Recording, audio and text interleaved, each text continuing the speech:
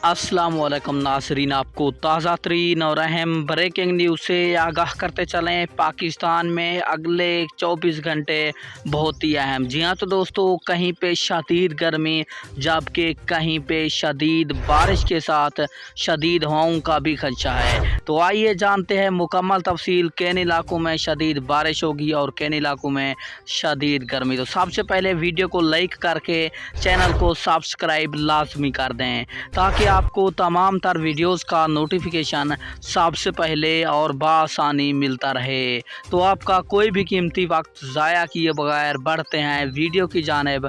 आपको बताते चलें, तफसीलात के मुताबिक मुल्क के बेशतर इलाकों में मौसम गर्म और मरतूब रहेगा।